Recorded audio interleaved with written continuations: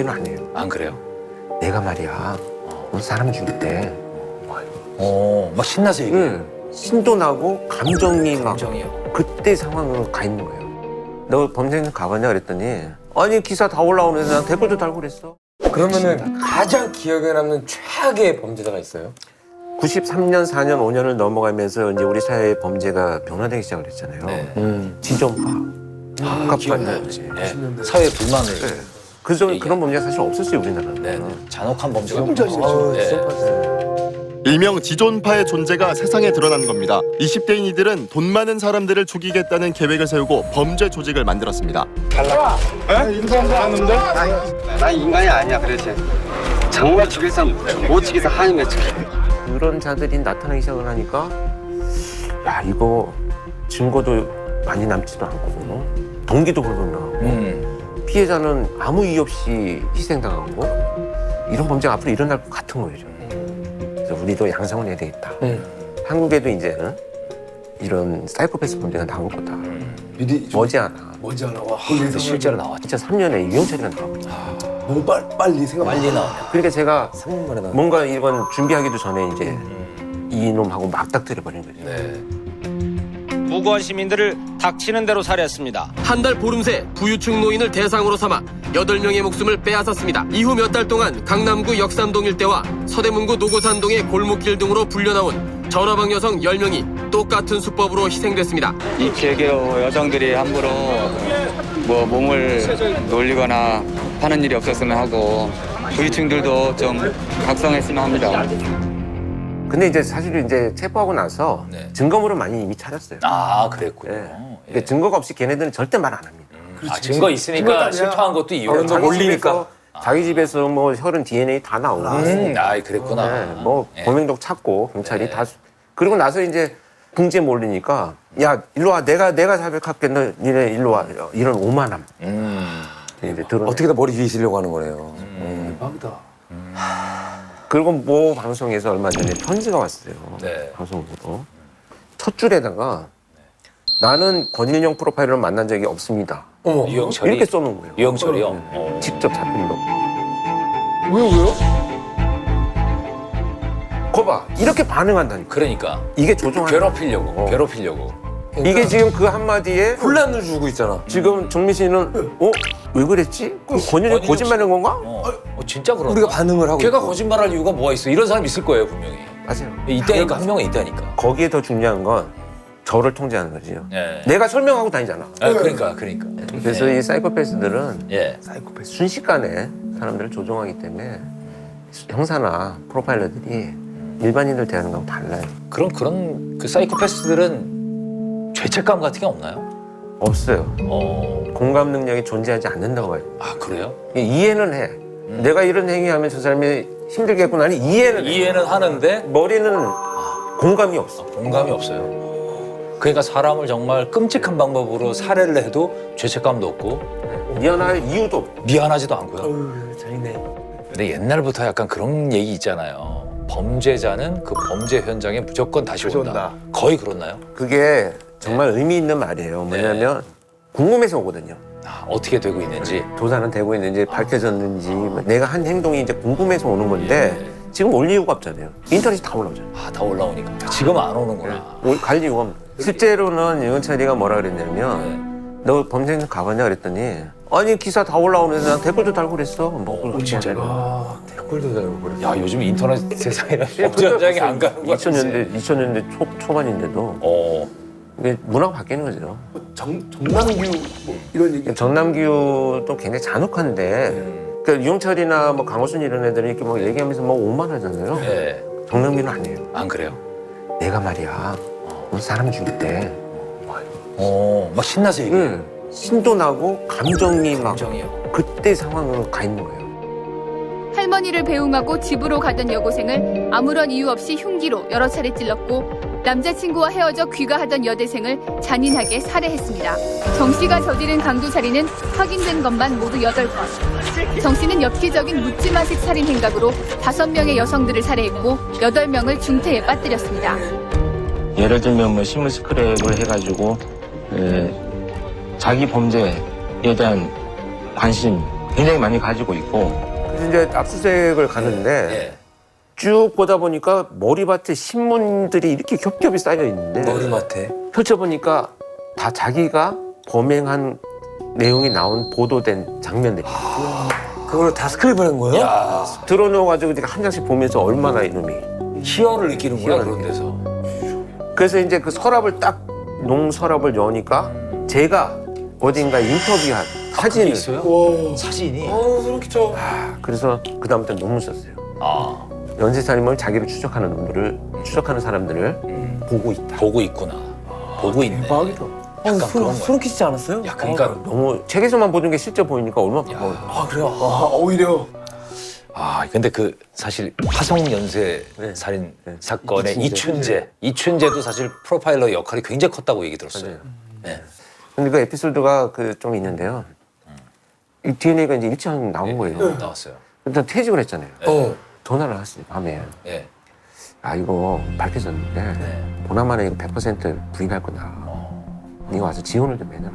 네. 퇴직인데 일단 후배들 투입시키십시오. 예. 현직에 있는 후배들. 예. 믿고 투입시키십시오. 예. 제가 지원할 수 있으면 하겠습니다. 네. 야, 선배, 야, 어때? 야, 이렇게 됐는데요? 야, 밀고 나가. 용기만 주면 되잖아. 지원해 주시. 감독처럼. 정말 안 되면 조언하겠지만 잘하고 있잖아요. 잘하고 있으니까. 그래서 끝까지 믿으십시오. 그래갖고 한 10번 이상 면담을 해가지고 면담을 해서 말이 나오기 시작을 해요. 화성 연쇄 살인 사건의 유력 용의자였던 이춘재가 결국 자신의 연쇄 살인 범죄를 자백했습니다. 자신이 살해한 피해자가 모두 14명이라고 자백한 것으로 확인됐습니다. 이게 그냥. 근데 그 프로파일러가 네. 강호순 사건 때 막 네. 발령 나서 왔던 막내 프로파일러. 아, 진짜. 그래서 나하고 같이 강호순 면담하러 딱 들어갔던 그 막내 프로파일러가 성장을 해가지고 이제 성장을 해서 이춘재의 자백을 딱. 야, 와. 보람 느끼셨겠네. 그러니까. 눈물이 막. 교수님이 그거 잘했다.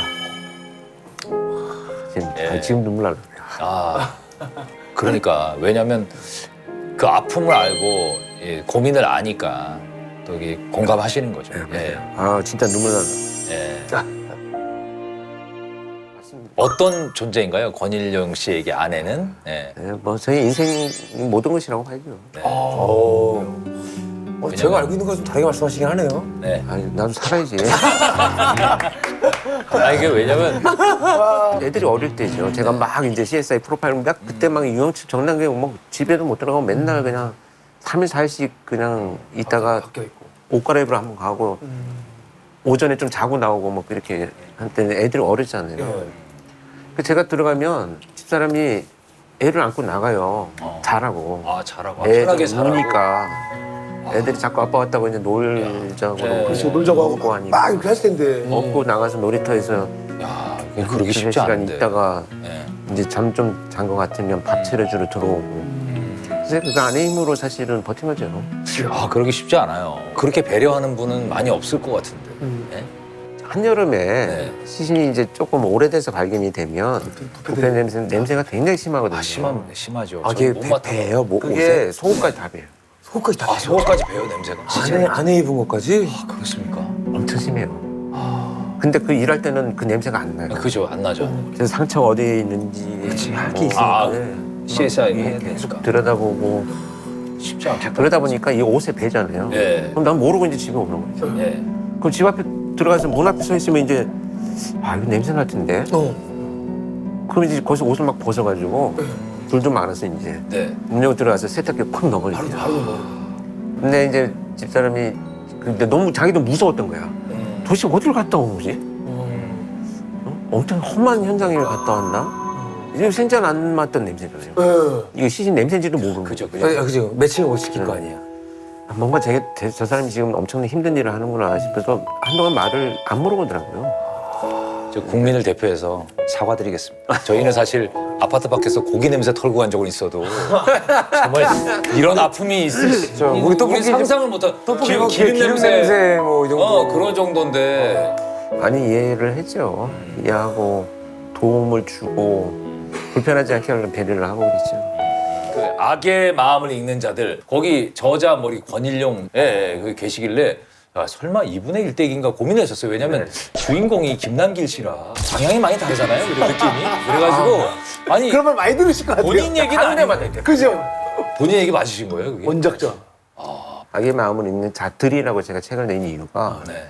이거는 누구 한 개인의 능력이 아니고 범죄와 악에 대처하는 건 네. 그들이 다 모여야 돼요. 함께. 그렇죠. 누군가 선택하고 또 그 일을 하게 되고 동료들이 있고 또 수사관들이 같이 협업을 해서 범인 체포하는 거지 프로파일러 개인의 능력이 아니에요. 그래서 자틀이라고 써놓고 그걸 이제 책을 발간을 했는데 그 드라마를 한 권을 사겠다. 그래서 제가 거절했어요. 처음에요. 이거를 이제 사실 피해자들이 또 이렇게 보시면 그죠. 동의를 얻기도 어려운 부분이 있을 수 있다. 그래서 고민을 한참 했는데 좀 이것을 그게 목적이 아니고 악에 대처하는 사람들이 고군분투한 모습을 보면서 많은 사람들이 좀 희망을 가질 수 있는 메시지로 하겠다. 그래서 대본 작업할 때 많이 회의를 하고요. 같이 좀 많이 회의를 하고 또 현장에 가서 녹화할 때 자주 가서 현장까지 가셨어요? 이렇게 왜냐하면 프로파일러를 실제 본 사람이 없잖아요. 그렇죠. 배우나 작가나. 그리고 범인을 또 본 사람도 없잖아요. 그렇죠. 유일하게 나만 경험한 일들이니까. 그러니까 제가 써줘요. 가로치고 뭐 예를 들면 이때 뭐 이용철은 이런 말, 뭐 고개를 숙이다 이렇게 해서 실제 그 느낌들이. 적어주면 이제 리허설 할 때 옆에서 이렇게 뭐 얘기도 해주고 현장 만들 때 피도 뿌리고 그리고 이제 예를 들면 이 더미 있잖아요. 더미. 더미를 놓고 막 이제 현장처럼 만들어 놓으면 네. 저는 현장에서 오래 있다 보니까 현장에 가면 이렇게 하는 동작들이 있어요. 저도 모르게 몸에 밴 루틴 뭐 이렇게 쳐다보는 모습 뭐 이런 거를 금방금방 따라하더라고요. 김남길 씨가 김남길 씨, 진성길 씨가 아무나 하는 게 아니구나. 진짜 캐치해서 직접 구현해야 돼. 김남길 씨 볼 때, 나 같은데? 이렇게 난 그렇게 생각하죠. 아니 처음에 김남길 씨가 캐스팅이 된다 그랬을 때 기분이 어떠셨어요? 깜짝 놀랐어요. 예. 드디어 나이 시대가 오는구나. 뭔가 이제 피부가 제가 오는 날 오는구나. 오는구나. 진짜 믿어지지가 않았죠. 네. 김남길 배우와 저희 얼굴 싱크로율을 누가 했어요. 그것이 알고 싶다에 나오는 영상 분석 전문가가. 근데 저는 소수점 15자리 간다는 거예요. 그래서 제가 완전 디테일하다.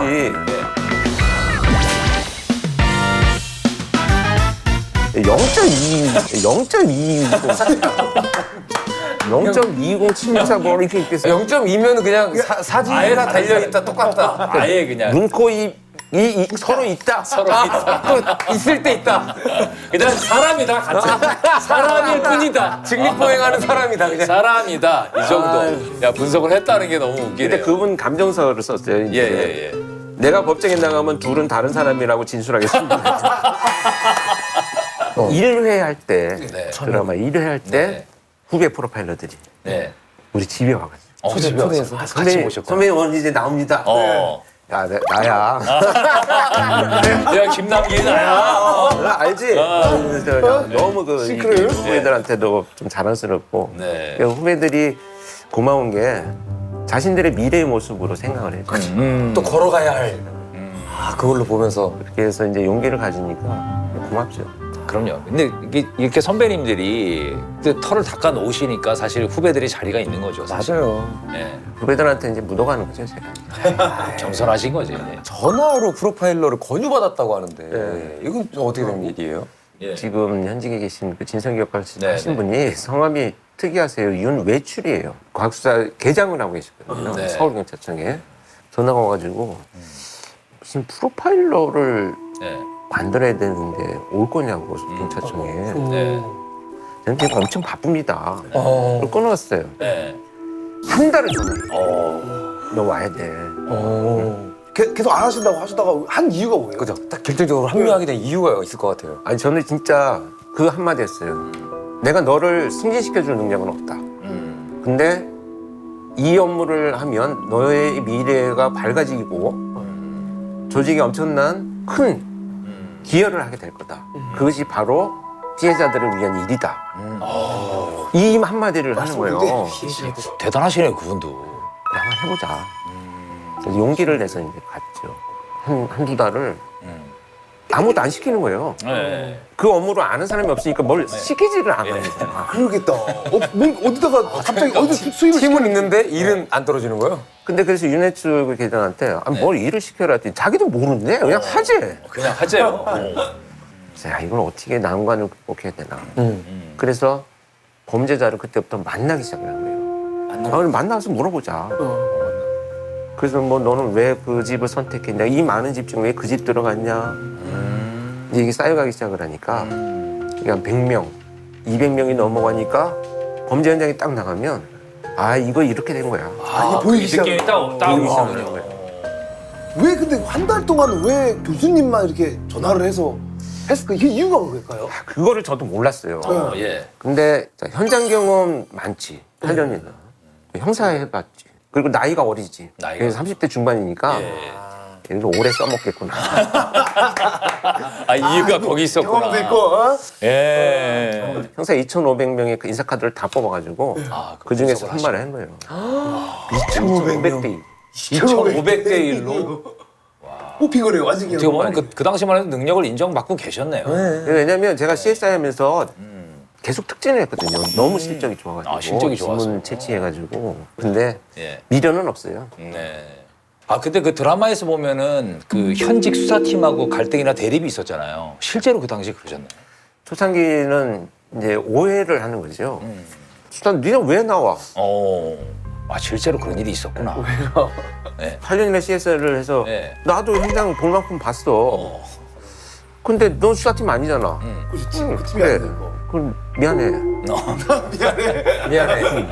그럼 이제 사진 또 보고 야, 나 있잖아. 너는 수사 개입하는 거 아니잖아. 이렇게 얘기해가지고. 계속 대화를 해서. 프로파일러는 말을 하게 만드는 거예요. 그러니까 MC들 계시잖아요. 네네. 이분들의 역할들은 사실 그 대상자가 말을 많이 하게 그럼요. 이렇게 도와주는 분들이잖아요. 그럼요. 예. 프로파일 똑같아요. 그러니까 범죄자를 뭐 내가 막 설득시키고 이해시킨 게 아니고 말하고 싶은 걸 자꾸 질문을 해요. 그래서 자기가 자꾸 여러 얘기를 하면서 그 내용 중에 이제 하나씩 포착을 하는 거죠. 아, 순간순간이구나.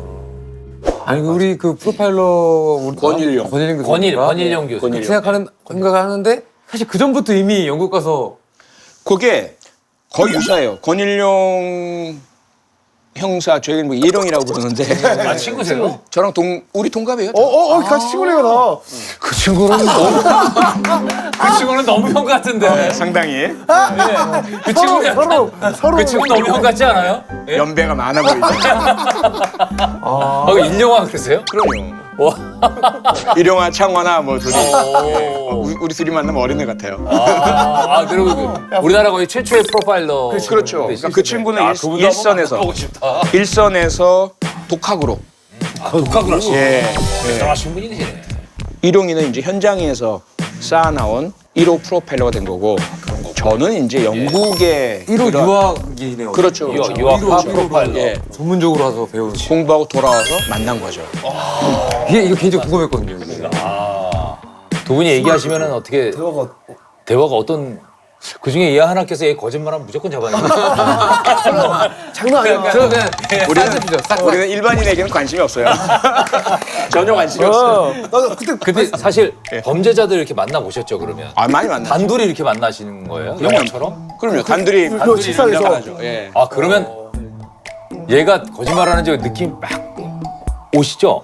약간 느낌 어때요? 그러니까 거짓말을 할 때는 당연히 거짓말 반응이 있어요. 반응이 있어요? 예. 사람이 거짓말을 한다는 것은 당연히 어릴 때부터 하지 말라는 거잖아요. 그렇죠. 그리고 들킬지 모른다는 불안감이 있잖아요. 안 좋은 거라도 이런 것들이 있기 때문에 생리적 반응이 날 수밖에 없어요. 이제 땀 같은 체 분비가 양이 많아지고요. 그 다음에 심장 박동이 빨라지고 그 미세 혈관사에 간격이 좁은 곳은 가려움을 느끼게 돼요. 그러면 이제 뭐 이렇게 긁는 게 나타난다든지. 그래서 간지럽구나. 그거 할 때, 거짓말 할 때. 또는 뭐 눈을 깜짝깜짝 한다든지 또는 다리를 떤다든지. 예. 왜 이렇게 떨어요? 거짓말하는 거 있어요? 평상시 많이 떨어요. 많이 떨어요. 그러니까 그게 평상시와 다른 그 행동을 했을 때 그것을 우리가 거짓말 반응이라고 하는 거죠. 이렇게 과학적인 줄 몰랐어. 그러니까 사실 영화 같은 거 보면 거짓말 탐지기나 이런 거 할 때 결혼해서 10년째 살고 계시죠? 예, 맞습니다. 일반적이고 물어보다가 갑자기 예. 그날 27일 밤에 아내를 죽였나요?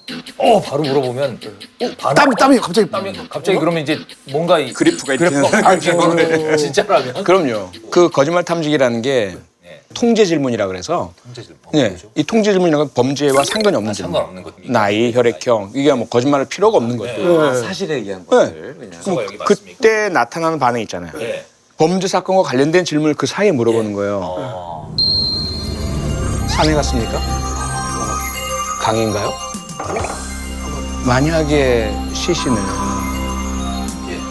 강에 은닉했다면 산인가요? 바다인가요? 뒷마당인가요? 강인가요? 했을 때 강이라는 질문에서 반응이 나타나죠. 그러니까 상당히 치밀한 준비를 해야 돼요. 이게 증거로서가 아니라 이 거짓말 탐지기 조사를 통해서 우리가 알아낼 수 있는 최대한을 알아내야 된단 말이죠. 어느 부분에서 이 친구가 이상 반응을 보이는가. 그럼 우리가 그 부분을 캐치하기 위해서는 사전에 철저한 질문에 대한 준비를 해야 되는 거예요. 형이 눈빛이 달라졌어요. 진짜. 아까 그 물어볼 때 달라졌어요. 알아, 아주 프로시요. 아니 그럼 안 걸릴 수가 없다 이거는. 내가 볼때 너는 100%. 근데 개인적으로 촉법소년의 어떤 처벌, 어떤 나이에 대해서 어떻게 생각하세요? 그 문제는 뭐 여러 영원한 차례 숙제죠. 논쟁을 했고 국회에서도 그랬고 네. 정답이 있진 않죠. 처벌 강화, 연령 하향, 다른 쪽은 교화, 포용, 기회 제공. 사실은 그렇지 않거든요. 함께 가야죠. 함께. 근데 어떤 아이에게는 처벌이 그게 맞아요. 처벌을 해야만 얘가 정신 차리고 다시는 그런 행동을 하지 않을 것이고 또 자기가 행한 범죄 때문에 피해자가 겪었을 아픔과 고통을 그때서야 비로소 돌아보게 될 것이고 어떤 친구에게는 따뜻한 용서와 기회의 제공과 그리고 사랑이 오히려 더 그런 기회를 줄 수도 있어요. 아니 그러면 이 어린 시절에 어른들이나 이 주변 사람들의 이 관심이 어떻게 보면은 좀 중요한 이유가 있나요?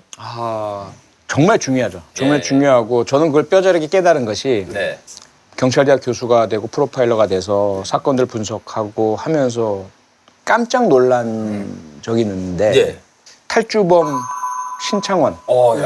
유명하죠. 예. 어린 시절의 모습이 저랑 너무 닮아 있는 거예요. 그래요? 예. 제가 우리 어머니가 생계를 위해서 운영하시는 가게에서 돈을 훔치기도 했었거든요. 절도인 거죠. 그렇죠.